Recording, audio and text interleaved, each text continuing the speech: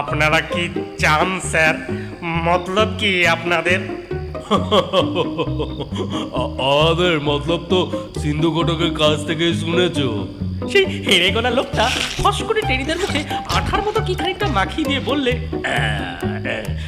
একটা নস্যির কৌটো পাচার করতে হবে। কার নস্যির কৌটো? বিজয় কুমার। নামজাদা film star Bijoy Kumar. Saturday suspense by কুণালে আপনাদের সবাইকে স্বাগত। আজ আপনারা শুনতে চলেছেন নারায়ণ গঙ্গোপাধ্যায় রচিত টেনিদা সমগ্র থেকে টেনিদা আর সিন্ধু ঘটক। গল্প শুনতে ভালো লাগলে চ্যানেলটিকে সাবস্ক্রাইব এবং ভিডিওটিকে একটি লাইক করে দেবেন। আর গল্প পাঠে কিছু ভুল ত্রুটি হলে নিজ গুণে ক্ষমা করে দেবেন। তাহলে আর দেরি না করে শুরু হচ্ছে টেনিদা আর সিন্ধু ঘটক।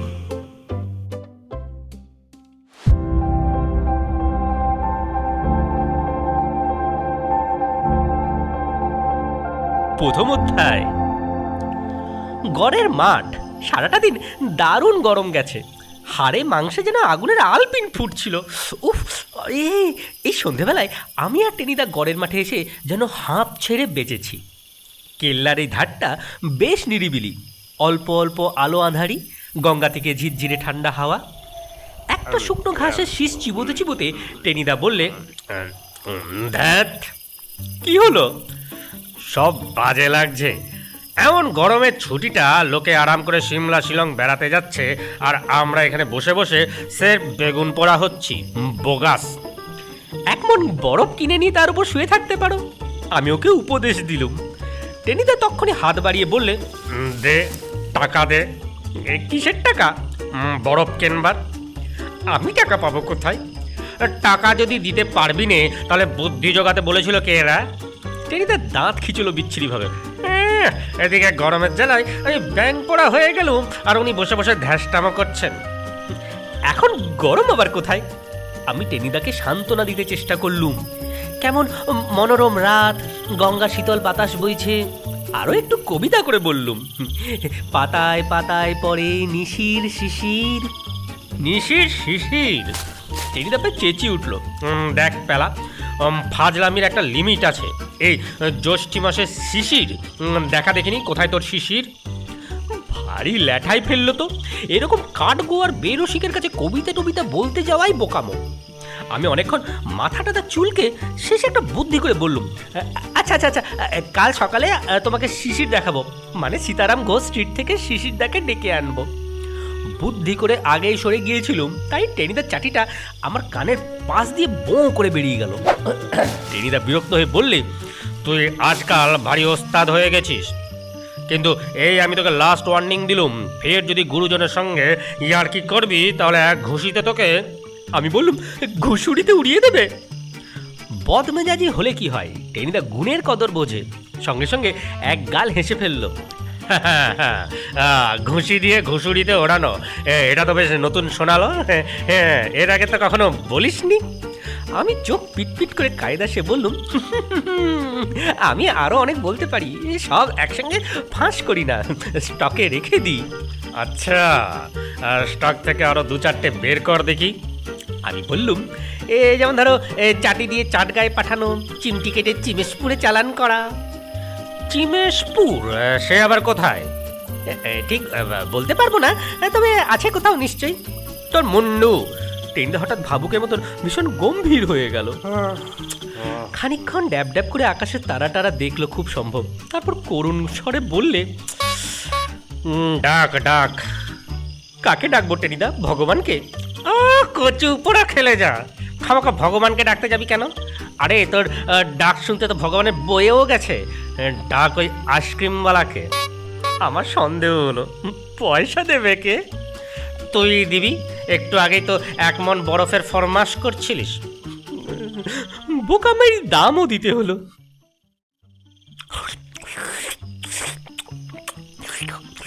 আইসক্রিম শেষ করে কাঠিটাকে অনেকক্ষণ ধরে চেটেপুটে পরিষ্কার করে টিনা ঘাসের উপর লম্বা হয়ে শুয়ে পড়তে যাচ্ছে।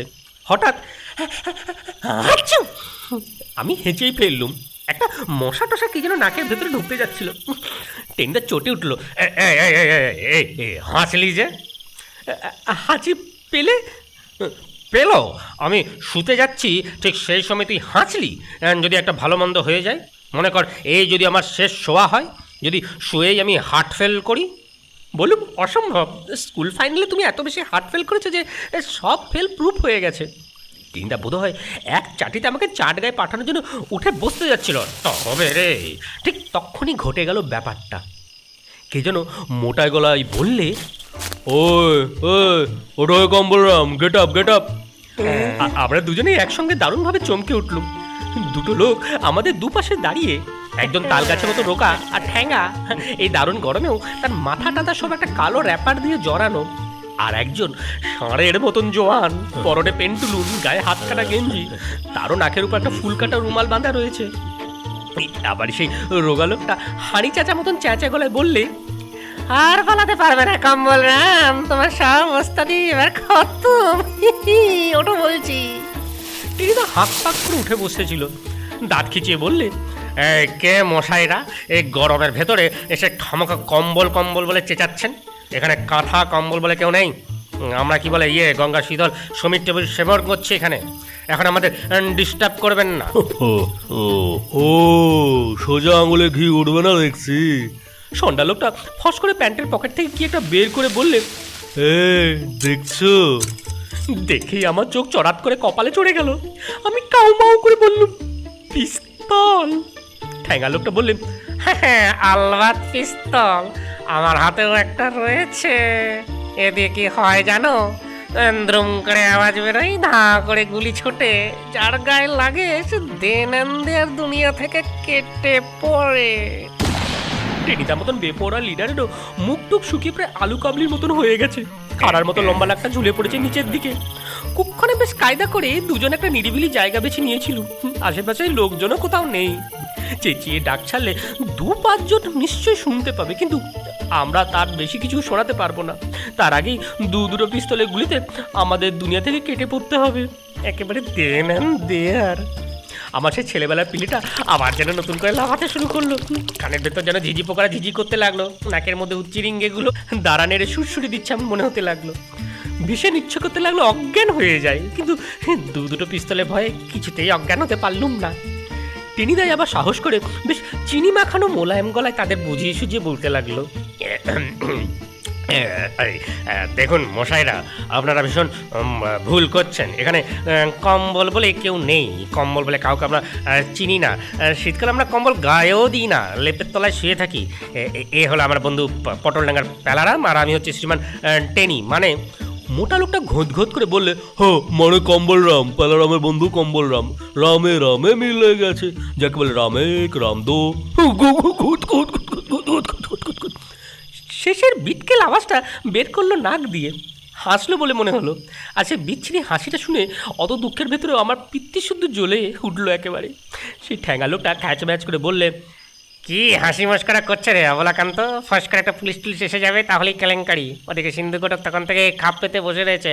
কম্বলরামকে নিয়ে তাড়াতাড়ি না ফিরলে আমাদের জ্যান্ত চিবিয়ে খাবে। চলো চলো চলো, ওটা কম্বলরাম, আর দেরি নয়, গাড়ি রেডি আছে, চলো চলো চলো। রেডি রয়েছে তাতে আর সন্দেহ কি?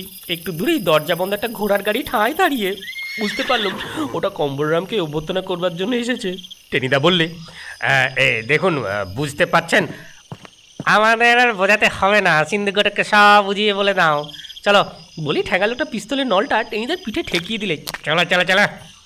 আর এই অবস্থায় হাত তুলে নির্বিবাদে সুরসুর করে হেঁটে যেতে হয়। গোয়েন্দার গল্পে বইতে আমি এরকমই লেখা আছে, আমি দেখেছি। টেনিদা ঠিক তাই করলো। আমি সরে পড়বো ভাবছি, দেখি বেটে লোকটার পিস্তল নলটা আমাকে খোঁচা দিচ্ছে। বাবারে, আমাকে কেন? আমি ভাঙা গলায় বলতে চেষ্টা করলুম, আমি তো কম্বলরাম নই। না, তুমি কম্বলরামের দোস্ত কাঁথারাম। তোমাকে ছেড়ে দিই, তুমি দৌড়ে পুলিশে খবর দাও, আমরা গাড়ি ছুটি আমাদের ধরে ফেলুক। চালাকি চলবে না চাঁদ। চলো চলো চলো। এই অবস্থায় হেমেন্দ্র কুমারের জয়ন্ত পর্যন্ত চলতে বাধ্য হয়। আমরা কোন ছাড়। আমরা চললুম, ঘোড়ার গাড়িতে উঠলুম। গাড়ির দরজা বন্ধ হয়ে গেল আর গাড়ি গড়গড়িয়ে চলতে শুরু করে দিলে। হায় গঙ্গা শীতল সমীর, বেশ বুঝতে পারলুম এই আমাদের 12টা বেজে গেল।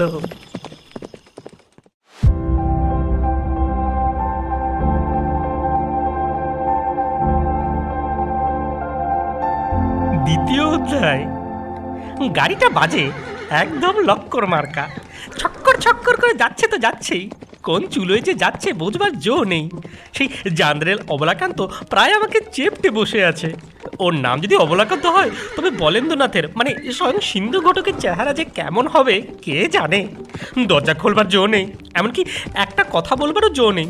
টেনিদা একবার বলতে চেষ্টা করছিল, ও ও মশাই খামোকা ভুল লোককে হয়রান করে। ঠ্যাঙ্গা লোকটা খ্যাঁ খ্যাঁ করে বললে, চুপ। যাকে তাকে কম্বলরাম ঠাউরে। যাকে তাকে এমনি খাড়ার মতো নাক, এমনি চেহারা, কম্বলরাম ছাড়া আর কারোর হয়? কম্বলরামের কোনো জমজ ভাইও নেই, তিন কুলি আর কেউ আছে বলে আমরা শুনিনি। ইয়ার কি? স্যার যদি দয়া করে পটলডাঙ্গা একটা খবর নেন। সেটা আপনি আর পটলডাঙ্গা। আর একটা কথা বলেছ কি, এই পিস্তলের এক গুলিতে। কাজে আমরা চুপ করে আছি, যা হবার হয়ে যাক। শুধু থেকে থেকে আমার পেটের ভেতর থেকে কেমন গুড়গুড় করে একটা কান্না উঠে আসছিল। আর কখনো পটলডাঙ্গায় ফিরে যেতে পারবো না, আর কোনোদিনও পটল দিয়ে শিঙি মাছের ঝোল খেতে পাবো না। টেনিদার সঙ্গে আড্ডা দিয়ে আমার এই সর্বনাশ হয়ে গেল। মেজদা ঠিকই বলে, ওই টেনিদার চালা হয়েই পেলা সেফ গোল্লায় গেল। আমি তখন বিশ্বাস করিনি। ভাবলুম সে যে যাই বলুক, টেনিদা একজন সত্যিকারের গ্রেট ম্যান। দু একটা চাটি টাটি লাগায়, জোর করে খাওয়া টাওয়াও আদায় করে, কিন্তু আসলে তার মেজাজটা ভীষণ ভালো। বিপদ টিপদ হলে লিডারের মতন বুক ঠুকে সামনে এগিয়ে যায়। কিন্তু সে যে এত মারাত্মক কম্বলরাম হলেও হতে পারে। আর কোথাকার এক বিটকেল সিন্ধু ঘটক তাকে খুঁজে বেড়াচ্ছে, এ জানলে কে তার ত্রিসীমানায় এগোতো। ওদিকে হঠাৎ অবলাকান্ত খ্যাঁ খ্যাঁ করে হেসে উঠল। বললে, গেটুদা। গেটুদা ওরফে ঠ্যাঙ্গা লোকটা বললে, কি বলছো হে অবলাকান্ত?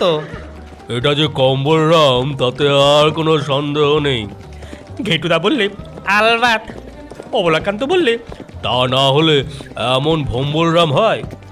ঘেটুদা বললে, নিজ্ঞাত নিজ্ঞাত, ভম্বলরাম বলে ভম্বলরাম।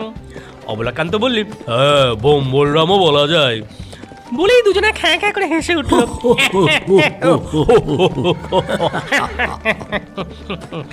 আমরা নিজের জ্বালায় মরছি, কিন্তু ওদের যে কেন হাসি পেল এত, সে আমি বুঝতে পারলুম না। জুলজুল করে আমি একবার টেনিদার দিকে চেয়ে রইলুম। গাড়ির ভেতরে ওকে ভালো করে দেখতে পাওয়া যাচ্ছিল না, কিন্তু যেটুকু দেখলুম তাতে মনে হলো রাগে ওর দাঁত কিরমির করছে।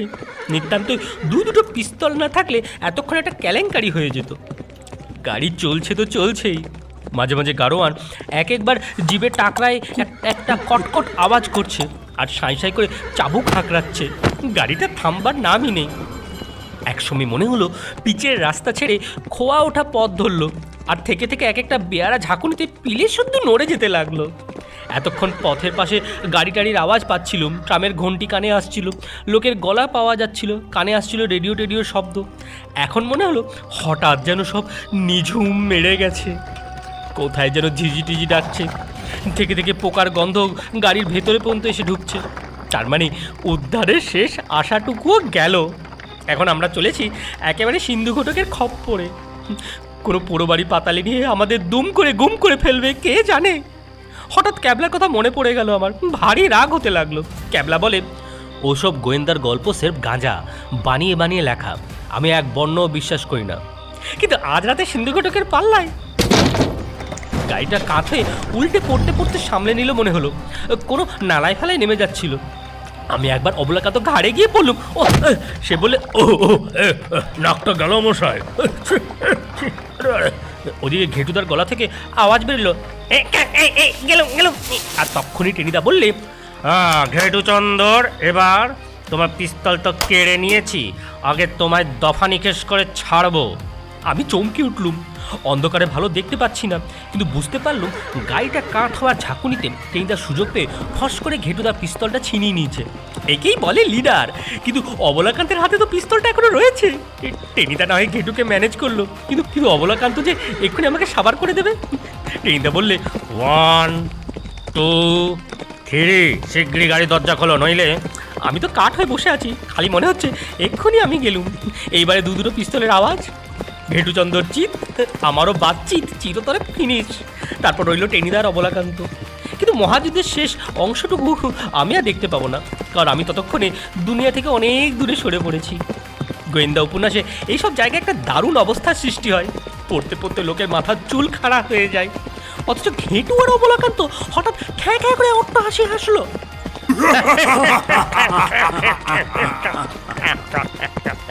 টেনিদা কি বলতে যাচ্ছিল, তার আগেই অবলাকান্ত বললে, ও, সাবাস সাবাস কমলরাম, তুমি বীর বটে। তোমার বীরত্ব দেখে আমার চন্দ্রগুপ্ত নাটকের পাঠ বলতে ইচ্ছে করছে, আলেকজান্ডারের মতো। যাও বীর, মুক্ত তুমি। কিন্তু সে আর হওয়ার জো নেই, কারণ আমরা সিন্ধুকোটকের রাস্তায় ঢুকে পড়েছি। আর তখনই চট করে গাড়িটা থেমে গেল। কোচাইন ঘর ঘর করে গাড়ির দরজা খুলে দিয়ে বললে, নামো। টেনিদা চেঁচিয়ে উঠল, সাবধান, আমি এখনো গুলি ছুড়বো বলে দিচ্ছি, আমার হাতে পিস্তল। বলতে বলতে গাড়ির ওধার খুলে অবলাকান্ত টপ করে নেমে গেল। আর ঘেটুদা বললে, থামো ছোকরা, বেশি বকসনি। পিস্তল পিস্তল ছুড়ে আর দরকার নেই, নেমে আয়। আর এদিক থেকে অবলাকান্ত এক হাঁচকায় আমাকে নামিয়ে ফেললো। ওদিক থেকে টেনিদা আর ঘেটুদা জড়াজড়ি করতে করতে একসঙ্গে কুমড়োর মতন গড়িয়ে পড়লো গাড়ি থেকে। আমি দেখলুম সামনে একটা ভুতুরে চেহারার পোড়ো মতন পুরনো বাড়ি, তার ভাঙা সিঁড়ির সামনে গাড়ি এসে থেমেছে। চারজন লোক দুটো লণ্ঠন হাতে এগিয়ে আসছে আমাদের দিকে। একজন হেরে গলায় বললে, কি ব্যাপার, কুস্তি লড়ছে কারা? টেনিদা ততক্ষণ ধাঁ করে একটা ল্যাং কষিয়ে ঘেটুদাকে উল্টে ফেলে দিয়েছিল। ঘেটু গাঙাতে গাঙাতে উঠে দাঁড়ালো, বললে, তোমরা তো বেশ লোক, দিব্যি বুঝিয়ে দিলে কম্বল নামটা এক নম্বরে ভীতু, একটু ভয় ডাকলেই ভিড়মি খেয়ে পড়বে। এ তো দেখছি সমানে লড়ে যাচ্ছে, আবার একটা প্যাঁচ কষিয়ে আমায় চিৎ করে ফেললো। এক গাদা গোবরটা না কিসের মধ্যে যেন ফেলে দিয়েছে, কি গন্ধ। টেনিদা চেঁচিয়ে উঠল, হুঁশিয়ার, আমার হাতে পিস্তল। লোক চারটে থমকে দাঁড়িয়ে মুখ চাওয়াচাই করলো। শেষে একজন বললে, পিস্তল? পিস্তল আবার কোত্থেকে এলো হে? অবলাকান্ত বললে, ধুত্তর পিস্তল, এই যে কমলরামকে ভয় দেখাও বলে ফেরিওয়ালার কাছ থেকে 2.5 টাকা দিয়ে দুটো কিনেছিলুম, তারই একটা কেড়ে নিয়েছে আর তখন থেকে শাসাচ্ছে আমাদেরকে। বলেই আমার হাতে নিজের পিস্তলটা জোর করে গুঁজে দিয়ে বললে, ওয়ে কমলরামের দোস্ত কাঁথারাম, তোমারও গুলি ছোড়বার স্বাদ হয়েছে নাকি?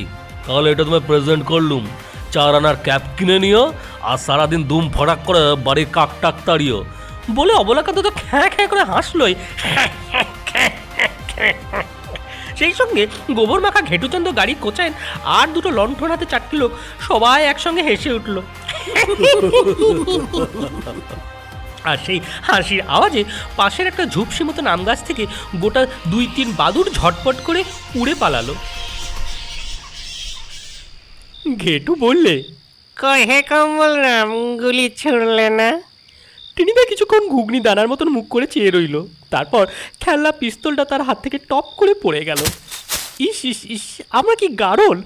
দুটো লোক আমাদের সে বোকা বানিয়ে গড়ের মাঠ থেকে ভোর সন্ধেবেলায় এমন ধরে নিয়ে এলো যে আগে জানলে। কিন্তু পিস্তল ফিস্তল চুলোয় যাক, এখন আর কিছুই করবার নেই। আমরা দুজন, কোচাইন শুধু ওরা 7 জন। টেনিদার কুস্তির প্যাঁচটা কোনো কাজে লাগবে না, সোজা চ্যাংদোলা করে তুলে নিয়ে যাবে। সেই হেঁড়ে গলা লোকটা বললে, এখানে দাঁড়িয়ে থেকে আর কতক্ষণ ভেরান্ডা ভাজবো? রাত তো প্রায় 8টা বাজলো, চলো চলো শিগগিরই, সিন্ধুকোটক তো হাফ ইত্তেজ করে বসে আছে। টেনিদা একবার আমার দিকে তাকালো, আমি টেনিদার দিকে তাকালুম। তারপর কি আর করা যায়, দুজনে সুরসুর করে এগিয়ে চললুম লোকগুলোর সঙ্গে সঙ্গে। কোন আদিকালে একটা রদ্দামার্কা বাড়ি, মানুষজন বিশেষ থাকে বলে মনে হলো না। ভাঙাচুরো সব ঘর, কোথাও একটা তেপায়া কিংবা খাটিয়া, কোথাও বা 2-1খানা ধুলো মাখা সব টেবিল চেয়ার। দুটো লণ্ঠনের আলো ঘরগুলোকে যেমন বিচ্ছিরি তেমনি ভয়ঙ্কর মনে হচ্ছিল। থেকে থেকে মাথার উপর দিয়ে চামচে গিয়ে উড়ে যাচ্ছিল। তাই দেখে আমি শক্ত করে নিজের কান দুটোকে হাতে চাপা দিলুম। চামচিকে আমার ভীষণ সন্দেহজনক বলে মনে হয়। কেন যে হঠাৎ লোকের ঘরে ঢুকে ফরফর করে উঠতে থাকে, তার কোনো মানেই বোঝা যায় না। চর্দি বলে ওরা নাকি লোকের কান ধরে ঝুলে পড়তে ভীষণ ভালোবাসে। আমার লম্বা লম্বা কান দুটো তাই আগে থেকে সামলে রাখাটাই বুদ্ধিমানের কাজ বলে মনে হলো আমার। এ ঘর থেকে ও ঘর থেকে সে ঘর, তারপরের ঘরটাই বোধহয় শ্রীঘর। তবে আমার মনে হলো শ্রীঘর তো থানার হাজতকে বলে, সিন্ধুকোটক সে পুলিশ নয় যে আমাদের দুম করে হাজতে পুড়ে দেবে। এদিকে একটা সিঁড়ি বেয়ে আমরা উপরে উঠছি। খুব বাজে মার্কা সিঁড়ি, রেলিংয়ের ভাঙা ধাপগুলো সব দাঁত বের করে রয়েছে। ঠিক ঠিক এমনই একটা বাড়িতে যত রকমের ভয়ঙ্কর কাণ্ড হয়। দস্যু সর্দার চিংচুং বেপোড়া গোয়েন্দা দিগ্বিজয় রায়কে গুম করে ফেলে, কিংবা কাঞ্চিগড়ের রাজধানী মৃদুলা সুন্দরীর হিরে নেকলেস নিয়ে গুন্ডা হাতিলালের সঙ্গে ওস্তাদ কালিমুদ্দির গজকচ্ছপের যুদ্ধ বেঁধে যায়। আমার প্রিয় লেখক কুণ্ডু মশায়েরও যত সব দুর্ধর্ষ রোমাঞ্চকর কাহিনী একে একবার মনে পড়ে যেতে লাগলো। কিন্তু খালি একটা খটকা লাগছে, সেসব গল্পে খেলনার পিস্তলের কথা তো কখনো পড়িনি। আবার এসব দারুণ দারুণ ভাবনায় হঠাৎ বাধা পড়ে গেল। সিঁড়ি পেরিয়েই সামনে একটা মস্ত ঘর, তার দরজাটা ভেজানো, কিন্তু ভেতর থেকে দেখলুম জোরালো আলো বাইরে এসে পড়ছে। আমরা সেইখানে থেমে দাঁড়ালুম। অবলাকান্ত বেশ মিহি গলায় ডাকলো, স্যার।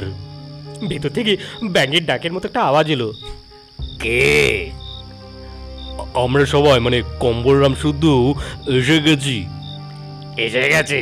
অলরাইট, ভেতরে চলে এসো। অবলাকান্ত দরজাটা খুলে ফেললো, আর পেছন থেকে লোকগুলো আমাকে আর টেনে থেকে ধাক্কা দিয়ে বললে, যাও যাও, এবার স্যারের সঙ্গে মোকাবিলা করো। সবাই আমরা ঘরে পা দিলুম। ভাইটা এর নিচের থেকে যতই খারাপ মনে হোক, এই ঘরটা একেবারে আলাদা। টিমটিমে লণ্ঠন নয়, মেঝেতে শো শো করে একটা পেট্রোম্যাক্স বাতি জ্বলছে। মস্ত ফরাসের ওপর ধপধপে সাদা চাদর বিছানো, সেখানে 3-4টে তাকিয়া, আর একটা তাকিয়ায় হেলান দিয়ে গড়গড়ার নল মুখে পুড়ে। কে কে আর হতে পারে সিন্ধু গোটক ছাড়া? চেহারা বটে একখানা, হঠাৎ দেখলে মনে হয় বোধহয় স্বপ্ন দেখছি। নিজের কানে চিমটি কেটে পরক করতে ইচ্ছে করে।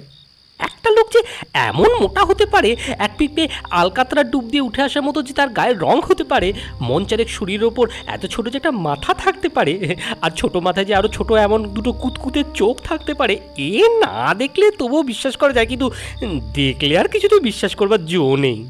আমি প্রায় চেঁচিয়ে উঠতে যাচ্ছিলুম, ডিলা গ্র্যান্ডি মেফিস্টোফেলিস, কিন্তু সব সামলে নিলুম।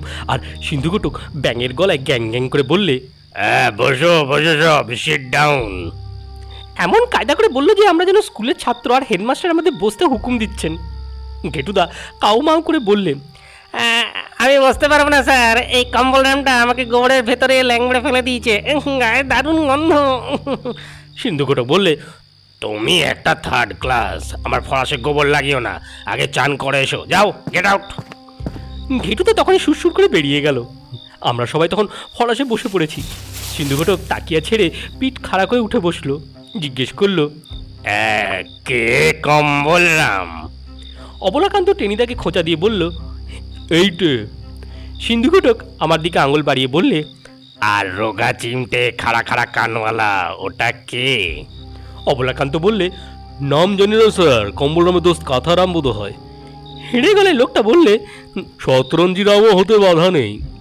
বাকি সবাই একসঙ্গে বললে, হ্যাঁ, শতরঞ্জি নামও হওয়া সম্ভব। সিন্ধু ঘটক বললে, অর্ডার অর্ডার। বলেই আবার গড়গড়ার নলটা মুখে তুলে নিলে। আর এইবার আমি লক্ষ্য করে দেখলুম গড়গড়ার কলকে টলকে কিছুই নেই, শুধু শুধু একটা নল মুখে পড়ে সিন্ধু ঘটক বসে আছে। তারপর কম্বল রাম? এতক্ষণ টেনিদা আলু চচ্চড়ির মতো মুখ করে বসেছিল, এবার গা গা করে উঠল। দেখুন স্যার, এরা গোড়া থেকেই ভুল করছে। আমি তো কম্বল রাম নই, আমাদের 7 পুরুষের মধ্যে কেউ কম্বল রাম নয়। আমি হচ্ছি টেনি শর্মা ওরফে ভজহরি মুখুর্জি, আর এই হলো প্যালারাম, ওর ভালো নাম হচ্ছে কমলেশ ব্যানার্জি। আমরা পটলডাঙ্গায় থাকি। গরমের জ্বালায় অস্থির হয়ে আমরা গঙ্গার স্নিগ্ধ সমীর সেবন করছিলুম। আপনাদের ঘেটুচন্দর আর অবলাকান্ত গিয়ে আমাদের জোর করে ধরে এনেছে। শুনে সিন্ধু ঘটকের মুখ থেকে টপ করে নলটা পড়ে গেল। 3টে কোলা ব্যাঙের ডাকের মতন একসঙ্গে গলা মিশিয়ে সিন্ধু ঘটক প্রায় হাহাকার করে উঠল। অবলাকান্ত, এরা কি বলে? অবলাকান্ত ব্যস্ত হয়ে বললে, বাজে কথা স্যার, এই কম্বলরামটা দারুণ খলিফা, তখন থেকে আমাদের সমানে ভোগাচ্ছে। আপনি ভালো করে দেখুন দেখুন না স্যার, কম্বলরাম ছাড়া এমন চেহারা কারোর হয়? এমন লম্বায় তাগড়ায় চেহারা, এমন একখানা মৈনাকের মতন খাড়া নাক, তেমনি তোবড়ানো চোয়াল। দাঁড়াও দাঁড়াও। সিন্ধু ঘটক হঠাৎ তার ছোট্ট মাথা আর কুতকুতে চোখ দুটো সামনের দিকে বাড়িয়ে দিলে। কিন্তু কম্বল রামে নাকের পাশে যে একটা কালো জরুল ছিল, সেটা কোথায়? সঙ্গে সঙ্গে বাকি লোকগুলো সবাই ঝুঁকে পড়লো টেনিদার মুখের ওপরে। তাই তো, জরুলটা কোথায়? টেনিদা খ্যাচপ্যাচ করে বললে, আমি কি কম্বল রাম যে জরুল থাকবে? এইবার আপনারাই বলুন তো মশাই, এই দারুণ গ্রীষ্মের সন্ধেবেলায় খামোকা দুটো ভদ্র সন্তানকে হয়রান করে আপনাদের কি লাভ হলো? কিছুক্ষণ সব চুপচাপ। তারপর সিন্ধু ঘটক ডাকলো, অবলাকান্ত, ও বলুন স্যার। এটা কি হলো? আগে অন্ধকারে স্যার ভালো করে ঠাওর পাইনি, মাথা চুলকোতে অবলাকান্ত বললে, কিন্তু আমার মনে হয় স্যার এইটাই কম্বলরাম চালাকি করে জরুলটাও কোথাও লুকিয়ে রেখেছে। Shut up! জরুলকে এটা মার্বেল যে ফস করে লুকিয়ে ফেলা যায়? যদি অপারেশন করায়? সে একটা কথা বটে। সিন্ধু ঘটক আবার নলটা তুলে নিলে। কিন্তু অপারেশনের দাগ তো থাকবে। নাও থাকতে পারে স্যার, আজকাল ডাক্তারদের অসাধ্য কাজ নেই। টেনিদা কি বলতে যাচ্ছিল, হঠাৎ দোরগোড়া থেকে কোচায়ন বললে, ও হুজুর, আমার একটা নিবেদন আছে। বলে ফেলো পাঁচ করি, আউট উইথ ইট। কম্বলরামকে আমি চিনি স্যার, রোজ বিকেলে মনুমেন্টের নিচে আমরা খৈনি খাই। সে কলকাতায় নেই, আজ দুপুর বেলায় রেলে চেপে তার মামার বাড়ি বাঁকুড়া চলে গেছে। শুনে অবলাকান্ত তরাক করে লাফিয়ে উঠলো। পাঁচকড়িকে এই মারে কি সেই মারে? তবে এতক্ষণ বলিসনি কেন রে হতভাগা বুদ্ধ কথাকার? খামোখা আমাদের খাটিয়ে মারলি। বলে কি হবে, আমার কথা থেকে বিশ্বাসই করে না। বলে ভারী নিশ্চিন্ত মনে পাঁচকড়ি হাতের মুঠে খৈনি ডলতে ডলতে আর গুনগুনিয়ে গান ধরলো। বনে চলে সিয়ারাম, পিছে লক্ষ্মণ ভাই। সিন্ধু ঘটক বললে, অর্ডার অর্ডার, পাঁচ করি, নো সিঙ্গিং নাও। কিন্তু এই পরিস্থিতিতে কি করা যায়? অবলাকান্ত পেঁচার মতন মুখ করে বসে রইল, আর বাকি সবাই একসঙ্গে বললে, তাই তো, কি করা যায়? টেনিদা বললে, কিছুই করবার দরকার নেই স্যার, বেশ রাত হয়েছে, আমাদের তাড়াতাড়ি ছেড়ে দিন, নইলে বাড়িতে গিয়ে বকুনি খেতে হবে। সিন্ধু ঘটক কিছুক্ষণ খালি খালি গড়গড়া টানতে লাগলো। কলকে টলকে কিচ্ছু নেই, শুধু গড়গড়ার ভেতর থেকে উঠতে লাগলো জলের গুড়গুড় আওয়াজ। তারপর সিন্ধু ঘটক বললে, হয়েছে। অবলাকান্ত ছাড়া বাকি সবাই একসঙ্গে জিজ্ঞেস করলে, কি হয়েছে, কি হয়েছে? প্ল্যান। কম্বলরাম যখন নেই তখন একে দিয়েই কাজ চালাতে হবে। নাকের নিচে একটা জরুল বসিয়ে দিলেই ব্যাস, কেউ চিনতে পারবে না। অবলাকান্ত ভারী খুশি হয়ে হাত কচলাতে লাগলো। আমি তো স্যার এই সেই কথাই বলছিলুম। হায় হায়, ঘাটে এসে শেষে নৌকো ডুবলো। এতক্ষণ বেশ আরাম বোধ করছিলাম, কিন্তু সিন্ধু ঘটকের কথা একেবারে ধুক করে নেমে গেল বুক ভরা আশা। টেনিদার দিকে চেয়ে দেখলুম, ওর মুখখানা যেন ফজলি আমের মতো লম্বা হয়ে ঝুলে পড়েছে। টেনিদা শেষ চেষ্টা করলো, স্যার, আমাদের আর মিথ্যে হ্যারাস করবেন না, ভুল যখন বুঝেইছেন। সিন্ধু ঘটক এবার কুতকুত চোখ মেলে টেনিদার দিকে তাকিয়ে রইল। কি ভেবে মিনিটখানে খ্যাক খ্যাক করে হাসলো। তারপর বললে, আচ্ছা ছোকরারা, তোমরা আমাদের কি ভেবেছ বলো দেখি? রাক্ষস? খপ করে খেয়ে ফেলবো? ভাবলে অনটাই হয় না, অন্তত সিন্ধু ঘটকের চেহারা দেখলে সেই রকমের সন্দেহ হয়। এতক্ষণে আমি বললুম, আমরা এ কিছুই ভাবছি না স্যার, কিন্তু বাড়ি ফিরতে দেরি হলে বরদা আমার কান ধরে। হ্যাং ইওর বর্দা! বিরক্ত হয়ে বললে, তোমার কান দুটো এমনিতেই বেশ বড় হয়েছে, একটু ছাঁটাই করে দিলে নেহাত মন্দ হবে না। ওসব বাজে কথা রাখো। তোমাদের দিয়ে আজ রাতে আমরা একটা মহৎ উদ্দেশ্য সিদ্ধ করতে চাই। যদি সফল হই, তোমাদের খুশি করে রিওয়ার্ড দেব। মহৎ উদ্দেশ্য? টেনিদা বিড়বিড় করলো। এইভাবে ভদ্রলোকেদের পথ থেকে পাকড়াও করে এনে কোনো মহৎ উদ্দেশ্য সিদ্ধ হয় স্যার? সিন্ধু ঘটক চটে বলল, চোপড়াও! এই বাড়ির পেছনে একটা পচা ডোবা আছে, তাতে কিলবিল করছে জোঁক। বেশি চালাকি করবে তো দুজনকে আধ ঘন্টা তার মধ্যে চুবিয়ে রাখবো। শুনে আমার প্রাণ শুকিয়ে গেল। জোক আমি কখনো দেখিনি, কিন্তু তারা কি করে কুটুস করে মানুষকে কামড়ে ধরে আর নিঃশব্দে রক্ত শুষে খায়, তার ভয়াবহ বিবরণ অনেক শুনেছি। তা থেকে জানি, আর যাই হোক, জোকের সঙ্গে কোনো জোক চলে না। টেনিদা হাউমাউ করে বললে, না স্যার, জোক নয়, জোক নয়, ওরা খুব বাজে জিনিস। তাহলে আমার প্রস্তাবে রাজি হয়ে যাও। কি করতে হবে স্যার? বেশি কিছু নয়, শুধু একজনের পকেট থেকে একটা কৌটো তুলে আনতে হবে, আর সে কাজ কম্বলরাম ছাড়া আর কেউ করতে পারবে না। কিসের কোটো স্যার? জার্মান সিলভারের। কি আছে তাতে? টেনিদা হঠাৎ উত্তেজিত হয়ে উঠল। হিরে, মুক্ত মানিক, কোহিনূর, নাকি আরো দামি, আরো দুর্মূল্য কোনো দুর্লভ রত্ন? সিন্ধু ঘটক গড়গড়া নলটা মুখ থেকে নামিয়ে কিছুক্ষণ প্যাট প্যাট করে চেয়ে রইল। তারপর বিষম বিরক্ত হয়ে বললে, ধ্যাত, হিরে মুক্ত করতে আসবে, অত সস্তা নাকি? তবে কি আছে স্যার? কোনো বৈজ্ঞানিক আবিষ্কারের গোপন ফর্মুলা? না না, ওসব কিচ্ছু নয়। চিরতা খাওয়ার মতন তেতো মুখ করে সিন্ধু ঘটক বললে, কৌটোয় কি আছে জানো? নস্যি, 1 নম্বরের কড়া নস্যি। তার দাম 2 পয়সা কিংবা 4 পয়সা। সেই কৌটোর জন্য? সিন্ধু ঘটক বললে, শাট আপ, এর বেশি আর জানতে চেও না এখন। ওই অবলাকান্ত, এই নকল কম্বলরামকে এবার নিয়ে যাও। কাতারামকেও ছেড়ো না। মেকআপ করে 10 মিনিটের মধ্যে রেডি করে ফেলো। আর একবার মনে হলো জেগে আছি না স্বপ্ন দেখছি। কিছুক্ষণ নিজের গায়ে চিমটি কেটে আমি চমকে উঠলুম। আর কে যেন আমার কাঁধে হাত দিয়ে বললে, চলো ব্রাদার, আর দেরি নয়।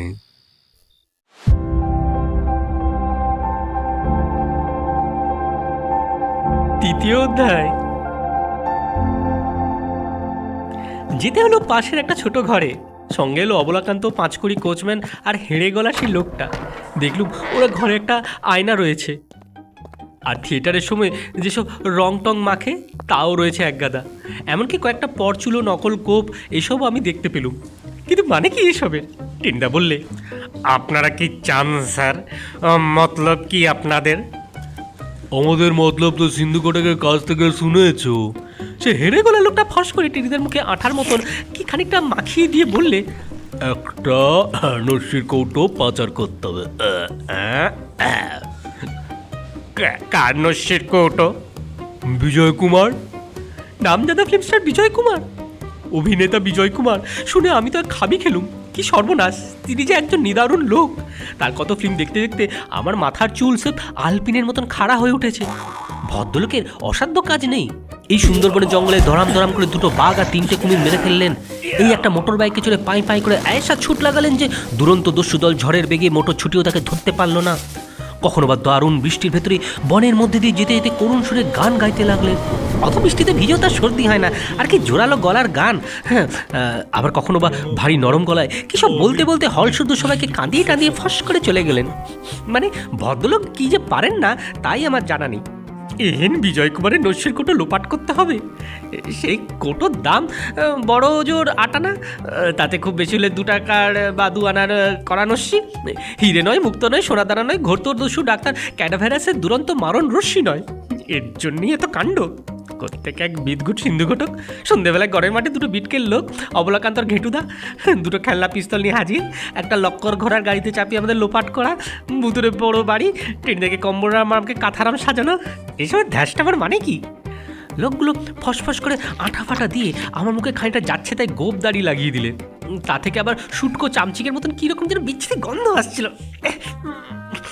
আয়না দিকে তাকিয়ে নিজের চেহারা দেখে আমার তাক লেগে গেল। হঠাৎ আমাদের পাড়ার ন্যাদা গোপালের মতো দেখাচ্ছে।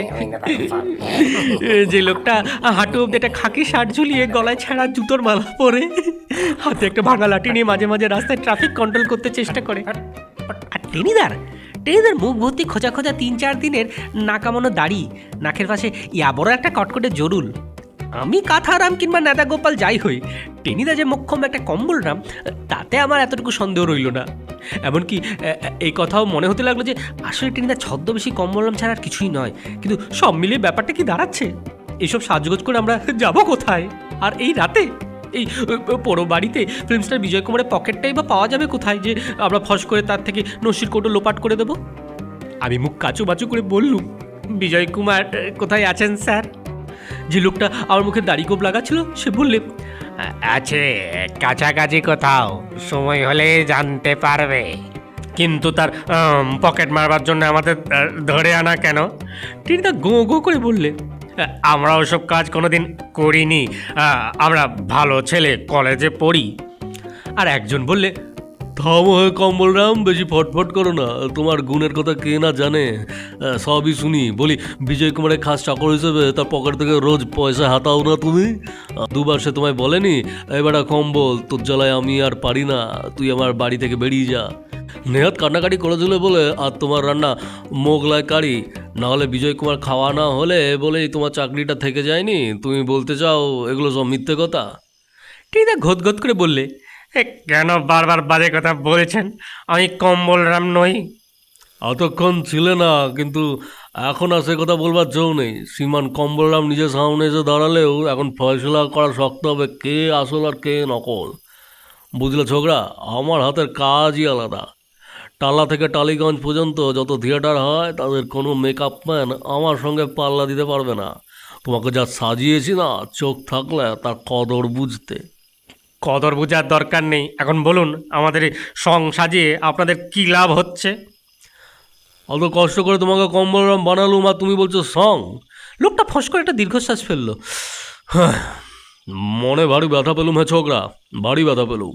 নাও চলো এখন সিন্ধু ঘটকের কাছে, তিনি বলে দেবেন কি করতে হবে। আবার সুরসুর করে দোতলায় যেতে হলো আমাদের। কথা বাড়িয়ে কোনো লাভ নেই, সে তো বোঝাই যাচ্ছে। শুধু এইটাই বোঝা যাচ্ছে না যে বিজয় কুমারের পকেট হাতড়াবার জন্য আমাদের ধরে আনা কেন। ও তো সিন্ধু ঘটের দলে যে কেউ করতে পারত। লোকগুলোকে দেখলেই ছ্যাঁচড়া আর গাট কাটা বলে সন্দেহ হয়। তাছাড়া পকেট মারতে গিয়ে যদি ধরা পড়লে কী হবে তা অবশ্যই বলবার দরকার নেই। তখন রাস্তা শুধু লোক একেবারে পাইকারি হারে কিলোতে আরম্ভ করবে। হিতোপদেশের সেই এই কিলোত পাটিতে বানর, অর্থাৎ কিনা কিলার চোটে দাঁতের পাটি ফাটি সব উপড়ে যাবে আমাদের। কিন্তু কাজটা বোধ হয় টেনিদা ওরফে কম্বলরামকেই করতে হবে। কাজে কিলচার আমার বড়াতে নাও জুটতে পারে।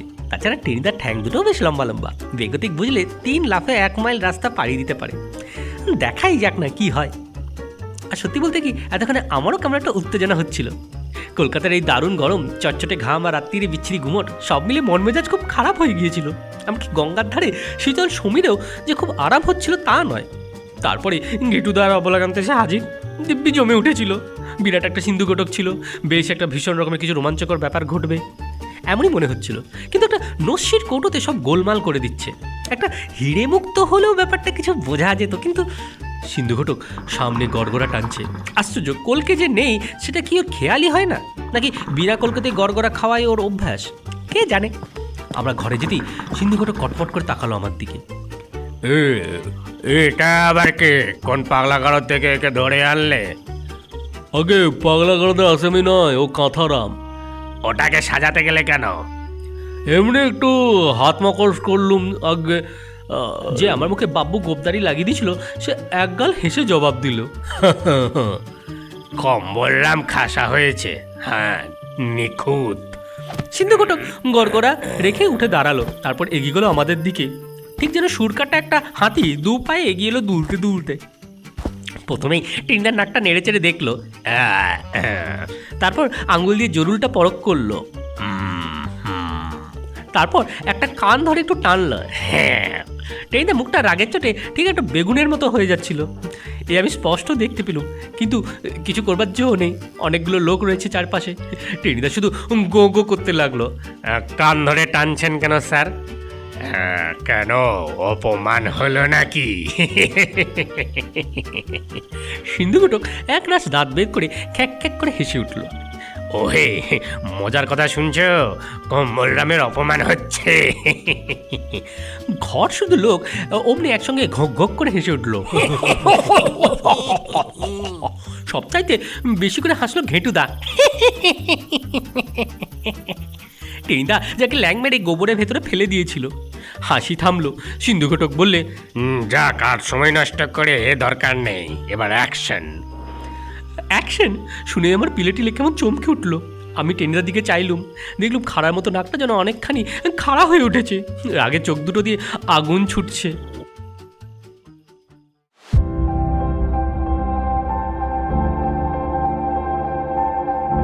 চতুর্থ অধ্যায়।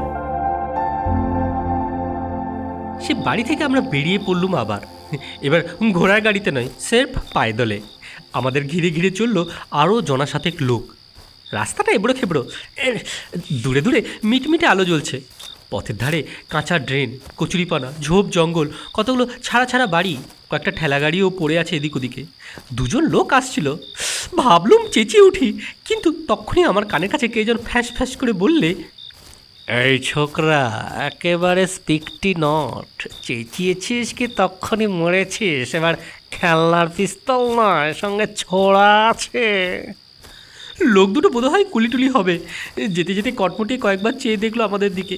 আমি প্রায় ভাঙা গলায় বলতে যাচ্ছিলাম, বাঁচাও ভাই সব, কিন্তু ছোড়ার ভয়ে নিজের আর্তনাদটা কোঁত করে গিলে ফেলতে হলো। এর মধ্যে টেনিদা একবার আমার ঘাড়ে একবার চিমটি কাটলো, যেন বলতে চাইলো, এই চুপ করে থাক। হঠাৎ লোকগুলো আর একটা ছোট রাস্তার সামনে এসে থমকে দাঁড়ালো। একজন সেই রাস্তা বরাবর আঙুল বাড়িয়ে বললে, দেখতে পাচ্ছ? আমরা দেখতে পেলুম রাস্তাটার বেশি দূর যায়নি, দুপাশে কয়েকটা ঘুমিয়ে পড়া টিনের ঘর রেখে আন্দাজ 200 গজ দূরে গিয়ে থমকে গেছে। সেখানে একটা মস্ত বড় লোহার ফটক, তাতে জোরালো ইলেকট্রিকের লাইট জ্বলছে, আর ফটকের মাথার উপর লেখা রয়েছে জয় মা তারা স্টুডিও। ঘেটুদা বললে, হ্যাঁ চলে যাও, ওইখানেই তোমাদের কাজ। এই কাঁথারামকেও সঙ্গে নিও। নসির কৌটোটা বিজয় কুমারের পকেট থেকে লোপাট করে এর হাতে দেবে, তারপর যেমন গিয়েছিলে শুট করে বেরিয়ে আসবে। ব্যাস, তাহলেই কাজ হাসিল। তারপরেই তোমাদের হাত ধরে প্রাইজ দেবে সিন্ধু ঘটক। কিন্তু একটা নস্যির কৌটোর জন্য আমি গজগজ করে উঠলাম। নিশ্চয় নিদারুণ রহস্য আছে। ঘেটুদা আবার বললে, কিন্তু তা জেনে তোমাদের কোনো দরকার নেই। এখন যা বলছি তাই করো। সাবধান, স্টুডিওর ভেতরে গিয়ে যদি কোনো কথা ফাঁস করে দাও কিংবা পালাতে চেষ্টা করো, তাহলে কিন্তু নিদারুণ বিপদে পড়বে। সিন্ধু ঘটকের নজর পড়লে একটা পিঁপড়ে পর্যন্ত লুকিয়ে বাঁচতে পারে না, সেটা খেয়াল রেখো। টেনিদা বললে, খেয়াল থাকবে। ঘেটুদা আবার বললে, হ্যাঁ, আমরা সব এখানেই রইলুম। গেটের দারোয়ান বিজয় কুমারের পেয়ারের চাকর কমলরামকে চেনে, তোমাকে বাধা দেবে না। আর তুমি কাঁথারামকে নিজের ভাই বলে চালিয়ে দেবে। গেটে দিয়ে ঢুকে একটু এগিয়ে দেখবে গুদামের মতন প্রকাণ্ড একটা টিনের ঘর, তার উপর লেখা রয়েছে ইংরেজিতে 2। ওটাই হচ্ছে 2 নম্বর ফ্লোর। ওখানেই বিজয় কুমারের শুটিং চলছে। ফ্লোর শুটিং, এসব আবার কি ব্যাপার? টেনিদা ঘাবড়ে গিয়ে জানতে চাইলো, ওখানে আবার গোলাগুলি এর কোনো ব্যাপার আছে নাকি? আরে না না, সমস্ত সমস্ত কোনো ঝামেলা নেই। বললাম তো, ফ্লোর হচ্ছে গুদামের মতন এক রকমের ঘর। ওইখানে নানা রকম দৃশ্য টিশ্য তৈরি হয়, সেখানে ফিল্ম তোলা হয়, আর শুটিং হলো গিয়ে ক্যামেরা দিয়ে ছবি তোলা। কাউকে গুলি করার সঙ্গে এর কোনো সম্পর্কই নেই। বুঝতে পারলুম। আচ্ছা, 2 নম্বরের ফ্লোরে না হয় গেলুম, সেখানে না হয় দেখলুম বিজয় কুমারের শুটিং হচ্ছে, তখন কি করব? সুযোগ বুঝে তার কাছে গুটি গুটি এগিয়ে যাবে। সে হয়তো জিজ্ঞেস করবে, কী রে কম্বল, দেশে গিয়ে সঙ্গে সঙ্গে চলে এলি যে, আর স্টুডিওতেই বা এলি কেন? উত্তরে তুমি বলবে, কী করবো স্যার, দেশের বাড়িতে গিয়ে আপনার সম্পর্কে একটা খারাপ স্বপ্ন দেখলুম, মেজাজ খিঁচড়ে গেল একগে, তাই চলে এলুম। শুনলুম আপনি স্টুডিওতে এইছেন, তাই দর্শন করে চক্ষু সার্থক করে গেলুম। শুনে বিজয় কুমার হয়তো হেসে বলবে, বেটা তো মহা খলিফা, বলেই তোমার পিঠ চাপড়ে দেবে। হ্যাঁ, আর একটা টাকা গুঁজে দিয়ে বলবে, না কিছু মিষ্টি ফিষ্টি খেয়ে বাড়ি চলে যা, আমার বাড়ি ফিরতে দেরি হবে। পারিস তো ভালো দেখে একটা মুরগির রোস্ট বানিয়ে রাখিস। যখন এইসব কথা বলতে থাকবে, হ্যাঁ, তখন সেই ফাঁকে তুমি চট করে পকেট থেকে নসির ডিবেটা তুলে নেবে। যদি ধরা পড়ে যায়? বলবে, পকেট মারিনি স্যার, একটা পিঁপড়ে উঠেছে তাই ঝাড়ছিলুম। যদি বিশ্বাস না করে? অভিমান করে বলবে, স্যার আমার কথায় অবিশ্বাস, আমি এ মুখ পোড়া দেখাবো না, গঙ্গায় ডুবে মরবো। বলতে বলতে কাঁদতে থাকবে। বিজয় কুমার বলবে, কি মুশকিল কি মুশকিল। তখন তার হাত পা জড়িয়ে ধরার কায়দা করে তাকে পটকে দেবে। আর ধাই করে যদি একবার আছাড় খায়, আর ভাবতে হবে না, তৎক্ষণাৎ পকেট থেকে, বুঝেছো তো? টেনিদা বললে, বুঝেছি। তাহলে এগো। এগোচ্ছি। খবরদার কোনো রকমের চালাকি করতে যেও না, তাহলেই। আগে জানি মারা পড়ব। ঘেটুদা খুশি হয়ে বললে, সাবাস, ঠিক আছে, এবার এগিয়ে যাও। টেনিদা বললে, আগে হ্যাঁ, এগিয়ে চললুম। আমরা দুজনে গুটি গুটি জয়মাতারা স্টুডিওর দিকে চলতে লাগলো। ওরা যে কোথায় কোনখানে ভুট করে লুকিয়ে গেল, আমার পেছন ফিরেও আর দেখতে পেলুম না। আমি চাপা গলে বললুম, টেনিদা হুম এই তো সুযোগ। টেনিদা আবার বললে, সমানে হু হু করছো কি? এখন ওরা কেউ কোথাও নেই, আমরা মুক্ত। এখন একেবারে বেপরোয়া হয়ে, মানে যাকে বলে উদ্দাম উল্লাসে ছুটে পালাতে পারি এখান থেকে। ফিল্ম স্টুডিও যখন রয়েছে তখন জায়গাটা নিশ্চয়ই টালিগঞ্জ। আমরা যদি জয়মাতা স্টুডিও না গিয়ে পাশের খানাখন্দ ভেঙে এখন চৌঁচো ছুটতে থাকি তাহলে? টেনিদা বিরক্ত হয়ে বললে, এখন কুরু বকের মতন বক বক করিসনি পেলা, আমি ভাবছি। কি ভাবছো?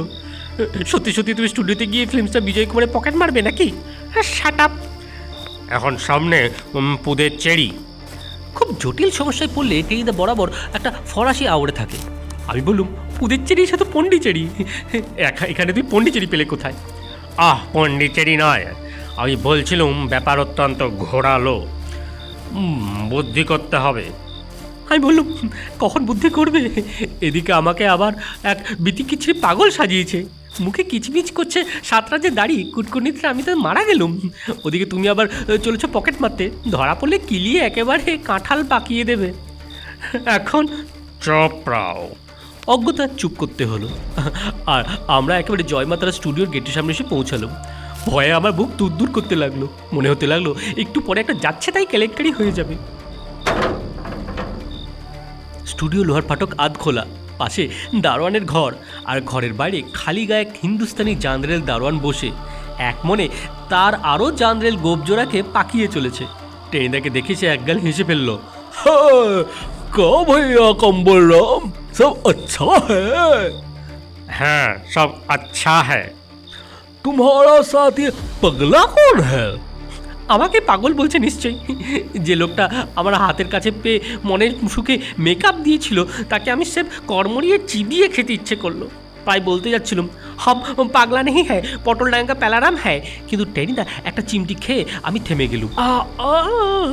টেনিদা বললে, ये पागला नहीं है, ये है हमारा छोटा भाई काथाराम। काथाराम?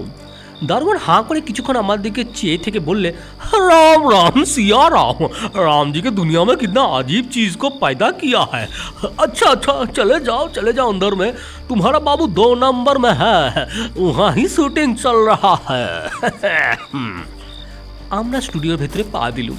চারিদিকে গাছপালা, ফুলের বাগান, একটা পরিমার্কা ফোয়ারাও দেখতে পেলুম। আর কত যে আলো জ্বলছে কি বলবো। দেখলুম সব সারি সারি গুদামের মতন উঁচু উঁচু টিনের ঘর, তাদের গায়ে বড় বড় সাদা হরফে 1 2 করে নাম্বার লেখা।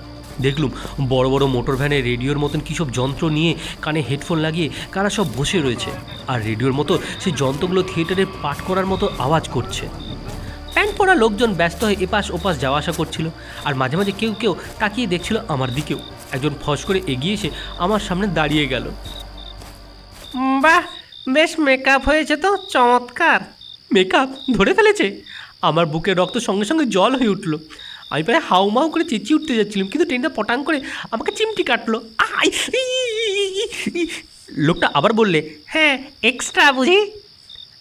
এক্সট্রা তো বটেই, কম্বরামের সঙ্গে কাতারাম ফাও। আমি বলবার জন্য হাঁ করেছি, কিন্তু তখনই টালিগঞ্জের গোটা কয়েক ধাড়ি সাইজের মশা আমার মুখ বরাবর তাড়া করে আসতে ফস করে মুখটা বন্ধ করে ফেললুম। টেনিদা বললে, হ্যাঁ স্যার, এক্সট্রা, থিওরেম নয়, প্রবলেম নয়, একদম এক্সট্রা। আর এত বাজে এক্সট্রা যে বলাই যায় না। বারে কম বললাম, বিজয় কুমারের সঙ্গে থেকে তো খুব কথা শিখেছো দেখছি। তা এ কোন বইয়ের এক্সট্রা? আগে জিওমেট্রির 3rd পার্টের। লোকটা একবার চটে গেলেন, বললে, দেখো কম বললাম, বিজয় কুমার আদর দিয়ে দিয়ে তোর মাথাটি খেয়েছেন। তুমি আজকাল যাকে তাকে যা খুশি তাই বলো। তুমি যদি আমার চাকর হতে তাহলে আমি তোমার PTSF তক্তা পাস করে দিতুম। বলেই হন হন করে চলে গেল সে। আমি ভয় পেয়ে বললুম, টেনিদা কি হচ্ছে সব? টেনিদা বললে, এই তো সবে রগর জমতে শুরু হয়েছে, চল এবার ঢোকা যাক 2 নম্বর স্টুডিওতে।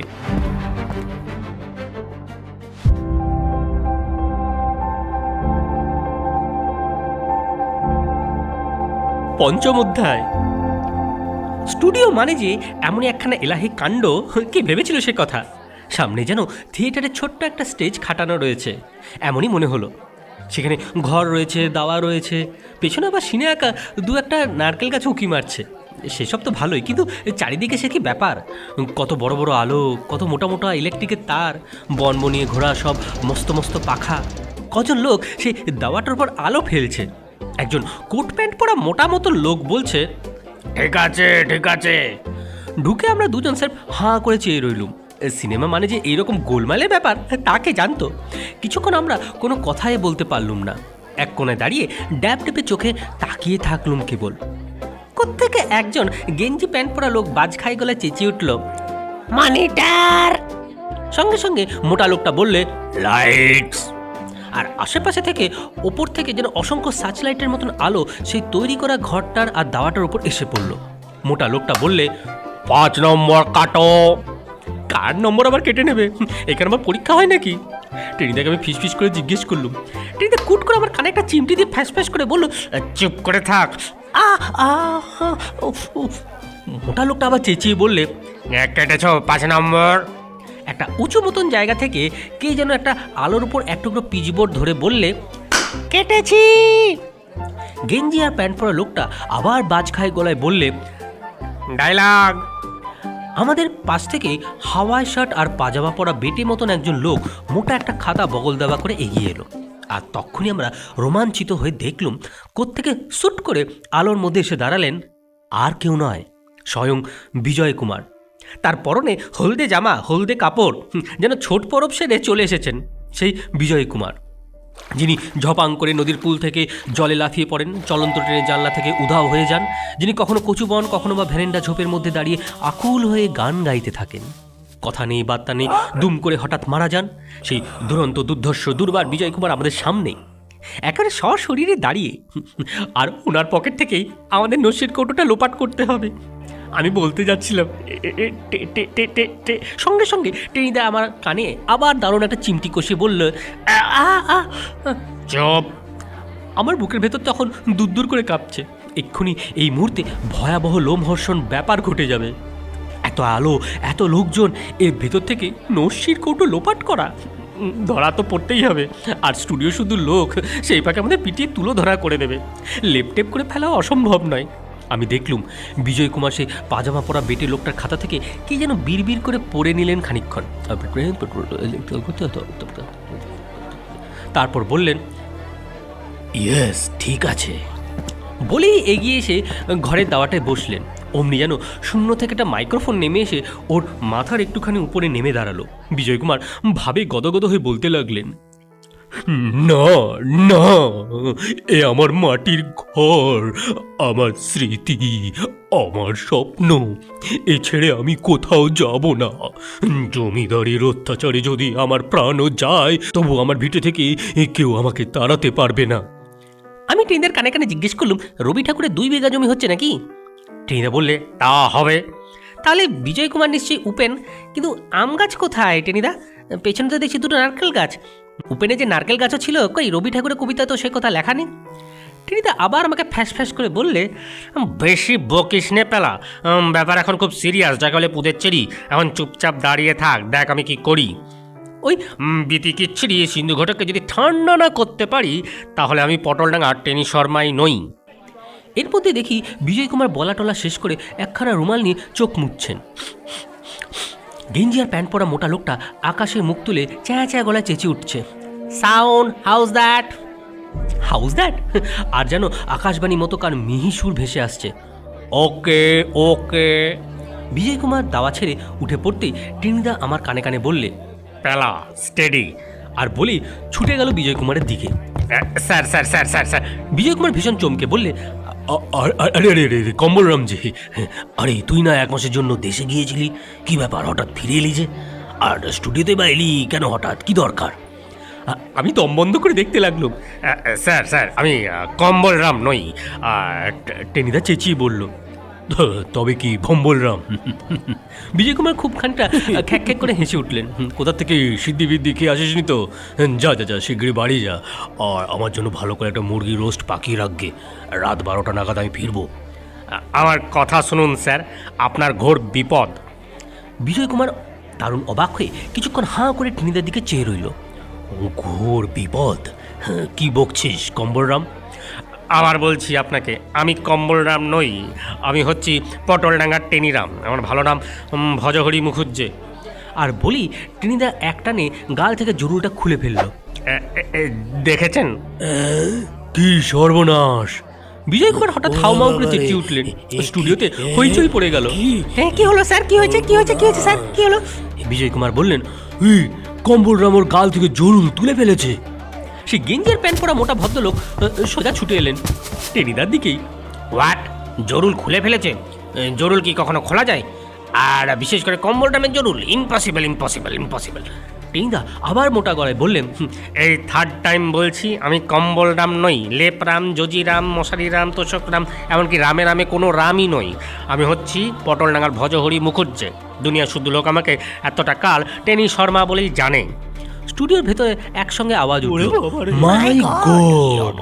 বিজয় কুমার কেমন ভাঙা গলায় বললেন, তাহলে কম্বল রামের ছদ্মবেশে ধরার মানে কি? নিশ্চয় একটা বদমতলব আছে। খুব সম্ভব আমাকে লোপাট করবার চেষ্টা, তারপর হয়তো কোথাও বা লুকিয়ে রেখে একেবারে 1 লাখ টাকার মুক্তিপঞ্চে চিঠি দেবে আমার বাড়িতে। সিনেমার এমন দুর্ধর্ষ বেপরা নায়ক বিজয় কুমার হঠাৎ যেন কেমন চামচিকের মতো ছুটকো হয়ে গেল আর চিচি করে বলতে লাগলো, গেলুম, আমি গেলুম, খুন, পুলিশ, ডাকাত। আর একজন কে চেঁচিয়ে উঠল, অ্যাম্বুলেন্স, ফায়ার ব্রিগেড, সৎকার সমিতি। কে যেন আবার জোরে চেঁচাতে লাগলো, মোরার খাট হরি সংকীর্তনের দল। টেনিদা হঠাৎ বাঘাটে গলায় হুঙ্কার করলেন, সাইলেন্স। আর সেই নিদারুণ হুঙ্কারে স্টুডিও শুধু লোক কেমন ভেবড়ে গিয়ে থমকে দাঁড়ালো। টেনিদা বলতে লাগলো, সমবেত ভদ্র মহোদয়গণ, আপনারা মিথ্যে বিচলিত হবেন না। আমি ডাকাত নই, অত্যন্ত নিরীহ ভদ্র সন্তান। পুলিশ যদি ডাকতেই হয় তাহলে ডেকে সিন্ধু ঘটককে গ্রেপ্তার করবার জন্য ব্যবস্থা করুন। সে আমাদের পাঠিয়েছে বিজয় কুমার পকেট থেকে নস্যির কৌটো। আর বলতে হলো না, সিন্ধু ঘটক বলতেই সেই মোটা ভদ্রলোক ওহ গেল বলে একটা সোফার উপর চিৎপাত হয়ে পড়লেন। আর নস্যির কৌটো শুনে বিজয় কুমার গলা ফাটিয়ে আর্তনাদ করলো, pack up, pack up, pack up! মোটা ভদ্রলোক তরাক করে লাফিয়ে উঠলেন সোফা থেকে, তেড়ে গেলেন বিজয় কুমারের দিকে। যখনই শুনেছি সিন্ধু ঘটক তখনই জানি একটা কেলেঙ্কারি আজ হবে, কিন্তু প্যাকআপ আজ চলবে না, আজ শুটিং হবেই। বিজয় কুমার ভীষণ এক গর্জন করে বললেন, শুটিং হবে না। ওই অযাত্রার নাম শুনবার পরে আমি কিছুতেই কাজ করব না আজ। আমার কন্ট্রাক্ট খারিজ করে দিন। খারিজ মানে? প্যান্ট পরা মোটা ভদ্রলোক দাপাদাপি করতে লাগলেন। খারিজ করলেই হলো, পয়সা লাগে না না? যেই শুনেছে সিন্ধু ঘটক আমার মাথায় খুন চেপে গেছে। 1 2 3 আই মিন 10 মিনিট পর্যন্ত গুনতে রাজি আছি। এর মধ্যে আপনি যদি ক্যামেরার সামনে গিয়ে না দাঁড়ান, সত্যি একটা খুনোখুনি হয়ে যাবে। বিজয় কুমার রেগে আগুন হয়ে গেলেন, মাটিতে পা ঠুকে বললেন, কি আমাকে ভয় দেখানো? খুনোখুনি হয়ে যাবে? আস্তিন গোটাতে গোটাতে বললেন, চলে আয় এদিকে, এক ঘুষিতে তো দাঁত উপড়ে দেবো। বটে, দাঁত উপড়ে দিবি আমাকে? তুই তো কারি বলেই মোটা লোকটা বিজয় কুমার দিকে ঝাঁপ মারলেন। ড্রিম স্টার হয়েছেন, তারকা। যদি অ্যাক্টরে তোমার গায়ে জোনাকি বানিয়ে না দিই। আমি হাঁ করে ব্যাপারটা দেখছিলাম, আর মাথার ভেতরে সব যেন কিরকম তালগোল পাকিয়ে যাচ্ছিল। কিন্তু মোটা লোকটা ঝাঁপিয়ে এগিয়ে আসতেই কেলেঙ্কারির চরম। ঘর ভর্তি ইলেকট্রিকের সরু মোটা তার সব ছড়িয়েছিল। লোকটার পায়ে একটা তার জড়িয়ে গেল, দুরুম করে আছাড় খেলো সে। একটা আলো আছড়ে পড়লো তার সঙ্গে, তখনই দুম ফটাস। কোথা থেকে যেন কি কাণ্ড হয়ে গেল। স্টুডিও জুড়ে একেবারে অথই অন্ধকার, তার মধ্যে আকাশ ফাটানো চিৎকার উঠতে লাগলো, চোর, ডাকাত, কোন? অ্যাম্বুলেন্স, সৎকার সমিতি, হরি সংকীর্তন। মোড়ার খাটিয়া! আর সেই অন্ধকারে কে যেন কাকে জাপটে ধরলো, দুমদাম করে কিলোতে লাগলো, অনেক গলার আওয়াজ উঠতে লাগলো, মার মার মার মার। টেনিদা টকাত করে আমার কানে একটা চিমটি দিয়ে বললে, পেলা এবার কুইক। কিসের কুইক আর বলতে হলো না, সেই অন্ধকারের মধ্যে টেনে দৌড় লাগালো দুজনে। জয়মা তারা স্টুডিওর বাইরে বাগানে সব আলো নিভে গেছে। গেটে যে দারোয়ান ছিল সে কখন গোলমাল শুনে ভেতরে ছুটে এসেছে। আমরা খোলা দরজা দিয়ে বাইরে বেরিয়ে এলুম। তারপর ঢোকবার সময় ডান দিকে যে পালানোর রাস্তা দেখেছিলাম, সেই দিয়ে আরও অনেকক্ষণই দৌড়ে দেখি সামনে একটা বড় রাস্তা। কিন্তু সিন্ধু ঘটক, তার দলবল না, কেউ কোথাও নেই। শুধু একটু দূরে মিটার তুলে একটা ট্যাক্সি দাঁড়িয়ে, আর তাতে বসে মস্ত গালপাট্টা দাড়িওয়ালা এক শিখ ড্রাইভার এক মনে ঝিমুচ্ছে। টেনিদা বললে, ভগবান আছে পেলা, আর আমাদের পাইকে সর্দারজি। সর্দারজি। সর্দারজি চোখ মেলে উঠে বসে ঘুম ভাঙানো জড়ানো গলায় বলে, क्या हुआ? আপ ভাড়া জায়গা? काहे नहीं जाएगा, मीटर तो खड़ा है। तब चलिए बहुत जल्दी। कहाँ? पटलडांगा। ठीक है, बैठो बैठो बैठो। গাড়ি ছুটলো। একটু পরে দেখলাম আমরা রসা রোডে এসে পড়েছি। তখন পথে সমানে লোক চলছে, ট্রাম যাচ্ছে, বাস ছুটছে। আমি তখন হাঁপাচ্ছি। বললুম, টেনিদা, তাহলে সত্যি সিন্ধু ঘটকের হাত থেকে বেঁচে গেলুম আমরা। টেনিদা বললে, তাই তো মনে হচ্ছে। কিন্তু ব্যাপার কি টেনিদা, হঠাৎ গেঞ্জি পরা ওই মোটা লোকটা অত চটে গেল কেন? আর নস্যির কোটো শুনেই বা বিজয় কুমার? টেনিদা কটাং করে আমার মাথায় একটা চিমটি কেটে বলল, চুলোয় যাক, পরে মরুক ওই তোর সিন্ধু ঘটক, আর জমের বাড়ি যাক তোর ওই বিজয় কুমার। এখন ঘরের ছেলে ঘরে ফিরতে পারলে বাঁচি আমরা দুজনে। আমাদের নিয়ে গাড়ি যখন পটলডাঙ্গা মোড়ে এসে থামলো, তখন মহাবীরের পানের দোকানে ঘড়িতে দেখি ঠিক 10টা বাজতে 8 মিনিট, মানে 3 ঘন্টা। 3 ঘন্টার মধ্যে এত কাণ্ড, একেবারে রহস্যের খাসমহল। কিন্তু তখনও কিছু বাকি ছিল। টেনিদা বললে, সর্দারজি কেতনা হুয়া? পরিষ্কার বাংলায় সর্দারজি বললেন, পয়সা লাগবে না, বাড়ি চলে যাও। আমরা দুজনে একসঙ্গে চমকে উঠলুম। সে কি? সে কি? হঠাৎ সর্দারজি হা হা করে হেসে উঠলেন। একটানে দাড়িটা খুলে ফেলে বললে, চিনতে পারছো? আমরা লাফিয়ে পেছনে সরে গেলুম। টেনিদার মুখ থেকে বেরোলো, ডিলা গ্রান্ডি মেফিস্টোফেলিস। সর্দারজি আর কেউ নেই, স্বয়ং সেই অবলাকান্ত, সেই মেফিস্টোফেলিসদের একজন। আর একবার অট্ট হাসি। তারপরে তীর বেগে ট্যাক্সিটা শিয়ালদার দিকে ছুটে চললো। আমি বুদ্ধি করে নম্বরটা পড়তে চেষ্টা করলাম, কিন্তু পড়া গেল না। একরাশ নীল ধোয়া বেরিয়ে গাড়িটার পেছনে নম্বর টম্বর সব ঢেকে দিয়েছে।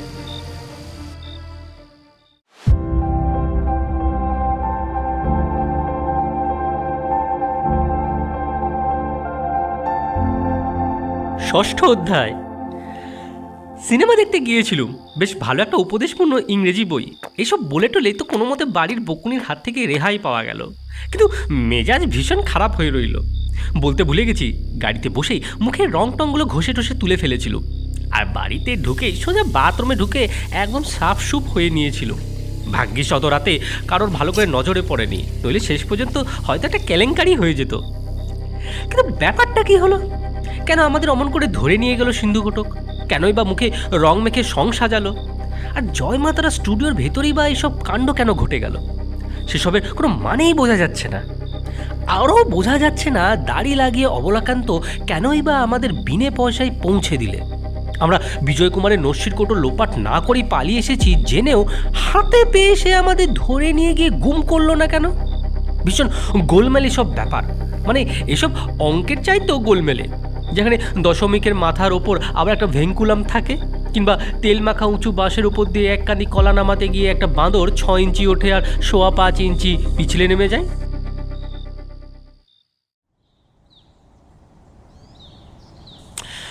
সকালে বসে বসে এসব যতই ভাবছি ততই আমার চাঁদের ওপরটা সুরসুর করছে, গলার ভেতরটা কুটকুট করছে, কানের মাঝপথে কটকট করছে, আর নাকের দুপাশে সুরসুর করছে। ভেবে চিনতে থই না পেয়ে শেষে মনের দুঃখে টেবিল বাজিয়ে বাজিয়ে আমি সত্যেন দত্তের লেখা বিখ্যাত সেই ভুবনের গানটি গাইতে শুরু করে দিলুম।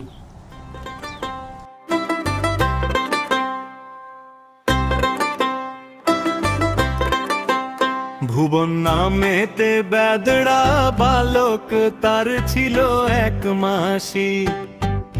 আহা ভুবনের দোষ দেখে দেখিত না, সে মাসি সর্বনাশী।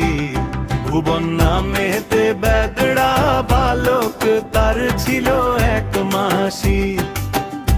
আহা ভুবনের দোষ দেখে দেখিত না, সে মাসি সর্বনাশী।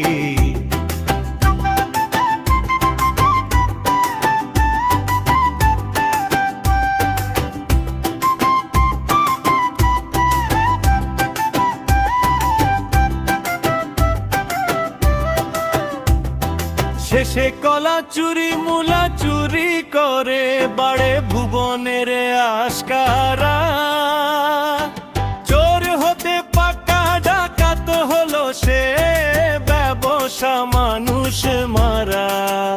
ভুবন নামেতে বেদড়া বালক, তার ছিল এক মাসি।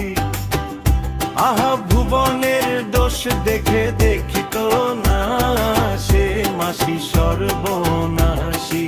এই পর্যন্ত বেশ করুণ গলায় গেয়েছি, এমন সময় হঠাৎ তেতলা থেকে আয়েশা মোটা ডাক্তারি বই হাতে নিয়ে মেজদা তেড়ে নেমে এলো। কি পেলা, এই কি হচ্ছে সকালবেলায়? বলুন গান গাইছি। এর নাম গান? কিন্তু দেখছি একসঙ্গে স্টেন গান, ব্রেন গান, অ্যান্টি এয়ারক্রাফট গান, মানে স্বর্গের মা সরস্বতীর গায়ে পর্যন্ত কি গোলা লাগবে? আমি বললুম, তুমি তো ডাক্তার, গানের কি জানো? এর শেষটা যদি শোনো তো আরো করুন। ধরা পড়ে গেল বিচার হইল ভুবনের হইবে ফাঁসি। হাউ হাউ করে লাড়ু মুড়ি বেঁধে ছুটে এলো তার মাসি। ভুবন নামেতে বেদড়া বালক তার ছিল এক মাসি। আহা ভুবনের দোষ দেখে দেখিত না সে মাসি সর্বনাশী। বেরসিক মেজদা ধাই করে ডাক্তারি বইয়ে এক ঘায়ে আমার পিঠে বসিয়ে দিলে। দিচ্ছে এরকম দাঁত খিচিয়ে বললে, আরে যা যা কচু পড়া, মাথা ধরিয়ে দিলি তো, লেখা নেই পড়া নেই, বসে বসে ষাঁড়ের মতো চেঁচাচ্ছে। বারে এই তো সবে আমাদের স্কুলে সামার ভ্যাকেশন শুরু হলো, এখনই পড়বো। তবে বেরো, রাস্তায় গিয়ে চেঁচা। আমি গাঁ গাঁ করে বেরিয়ে গেলাম রাস্তায়। সবসময় আমাকে এমনি করে আমি থাকবো না ঘরে।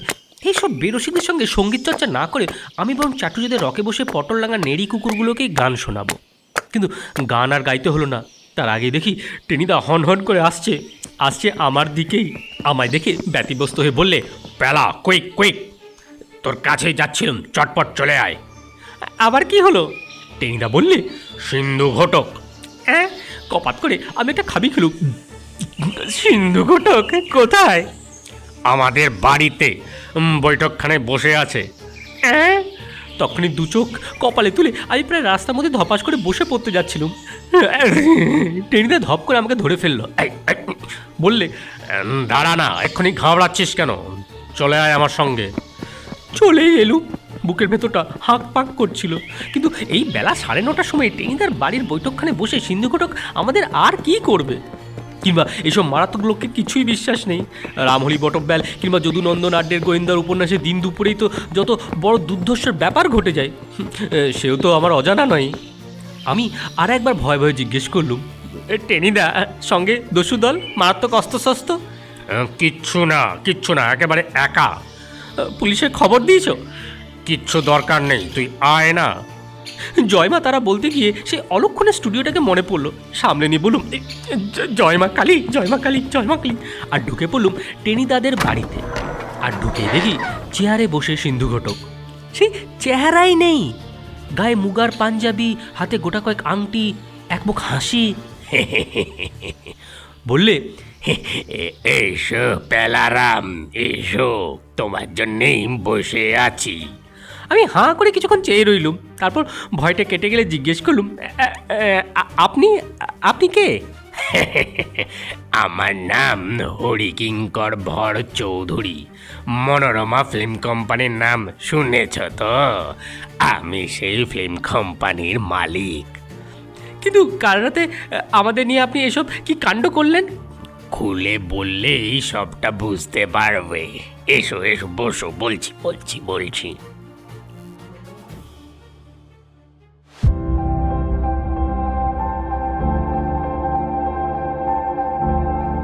সপ্তম অধ্যায়। তারপর যা বললেন তা সংক্ষেপে এই: তিনি একটা ছবি আরম্ভ করবেন, বিজয় কুমারকে তার নায়ক করতে চান। কিন্তু বিজয় কুমার বলে বসেছেন গজানন মাইতির পথে পথে বিপদে ছবির কাজ শেষ না হলে তিনি কোনো ছবিতে নামবেন না। এখন গজানন মাইতির সঙ্গে হরিকিঙ্কর ভর চৌধুরীর ঘোর শত্রুতা। হরিকিঙ্কর তাই পণ করলেন গজাননের ছবির শুটিং পণ্ড করে দেবেন। কাল রাতেই ছিল গজাননের ছবির প্রথম শুটিং। গজানন ঘুঘু লোক, সে হুকুম দিয়েছিল তার শুটিংয়ে যেন বাইরের কোনো লোক ঢুকতে না পারে। সুতরাং এমন কাউকে দরকার যে চট করে স্টুডিওতে ঢুকে যেতে পারে, আর সে পারে কম্বলরাম। কিন্তু কম্বলরাম তো দেশে চলে গেছে। তাই তিনি 4 দিন ধরে খুঁজে বেড়াচ্ছেন ঠিক কম্বলরামের মতো একটা লোক কোথাও পাওয়া যায় কিনা। তারপর গড়ের মাঠে আমাদের দেখে, কিন্তু বিজয় কুমারের নস্যির কোটর মানে কি, আর সিন্ধু ঘটক সাজবাড়ি আপনার কি দরকার ছিল? হরিকিঙ্কর মিটিমিটি হাসলেন। বিজয় কুমার ছেলেবেলায় খুব নস্যি নিতেন। একদিন স্কুলের ক্লাসে বসে নস্যি নিচ্ছিলেন, হেডমাস্টার দেখতে পেয়ে কান ধরে নিয়ে গিয়ে আচ্ছা করে বেতে পিটিয়ে দিলেন। সেই থেকে নস্যির নাম শুনলেই বিজয় কুমার খেপে যান। এখন ফিল্মে ঢুকে বিজয় কুমার প্রতিজ্ঞা, তার ছবি তোলার সময় কেউ নস্যি টানলে কিংবা নস্যির নাম উচ্চারণ করলে তিনি তক্ষণে স্টুডিও থেকে চলে যাবেন। আর সিন্ধু ঘটক, লোকে আড়ালে গজাননকে সিন্ধু ঘটকই বলে। গজানন তা জানেন, তার ধারণা কথাটা অপয়া। শুটিংয়ের সময় ওটা কানে গেলে একটা কিছু কেলেঙ্কারি হবেই। টেনিদা বললে, এর জন্যে এত কাণ্ড করলেন আমাদের দিয়ে, যদি গজাননবাবু আমাদের ধরে ঠেঙিয়ে দিতেন তাহলে? হ্যাঁ, তাহলে আমি তোমাদের হাসপাতালে পাঠাতুম, সে সব ব্যবস্থাই ছিল। হরিকিঙ্কর আবার ফিক ফিক করে হাসতে লাগলেন। যাক, সব কিছুই ভালোই ভালোই হয়ে গেছে। আর সকালে নিজে থেকে এসেই বিজয় কুমার আমার সঙ্গে ছবির কন্ট্রাক্ট সই করে গেছেন। কিন্তু আপনি আমাদের ঠিকানা জানলেন কি করে? কাল অবলাকান্ত তোমাদের রাস্তায় মোড়ে পৌঁছে দিয়ে গেল না? আর পটলডাঙ্গা টেনি শর্মা তো বিখ্যাত লোক, তাকে খুঁজে বের করতে কতক্ষণই বা লাগে। আমরা চুপ। হরিকিঙ্কর বললেন, এইবার কাজের কথা। হ্যাঁ, তোমাদের কিছু পুরস্কার দেব বলেছিলাম। অনেক কষ্ট করেছো, রং চং মাখিয়ে বিপদের মুখে ঠেলে দিয়েছি। আমার একটা কৃতজ্ঞতা তো আছে। এই প্যাকেট তোমাদের দুজনকে দিয়ে দিলুম। হ্যাঁ, আমি যাওয়ার পরে খুলে দেখো। কাগজে মোড়া দুটো ভারী বাক্স তিনি তুলে দিলেন আমাদের দুজনের হাতে। টেনিদা গাঁই গুঁই করে বললে, আমাদের একদিন ছবির শুটিং দেখাবেন স্যার? আলবাত আলবাত, যেদিন ভালো শুটিং হবে সেদিন আগে থেকেই খবর দিয়ে গাড়ি পাঠিয়ে তোমাদের নিয়ে যাব। চাই কি জনতার দৃশ্যে নামিয়েও দিতে পারি। একটু হেসে আবার বললেন, সেখানে গিয়ে যেন নস্যির কোটো ফোটো বলো না যেন আবার। ও পাগল আর বলে। আমরা দুজনেই একসঙ্গে সাড়া দিয়ে উঠলুম। তাহলে আসি আমি, টাটা। হরিকিঙ্কর চলে গেলেন। আমরা দাঁড়িয়ে দাঁড়িয়ে দেখলুম গলির মোড়ে একটা মস্ত লাল মোটর দাঁড়িয়ে ছিল। সেইটাতে চড়ে তিনি দেখতে দেখতে উধাও হয়ে গেলেন। তারপর হাতের প্যাকেট দুটো খুললাম আমরা। কি দেখলুম, টেনিদার হাতের প্যাকেটে একটা ট্রানজিস্টর রেডিও, আর আমার প্যাকেটে একটা ক্যামেরা। দুটোই নতুন, ঝকঝক করছে। আর আকাশ ফাটিয়ে টেনিদা হাঁক ছাড়ল, ডিলা গ্রান্ডি মেফিস্টোফেলিস। আমি বললুম, ইয়াক ইয়াক।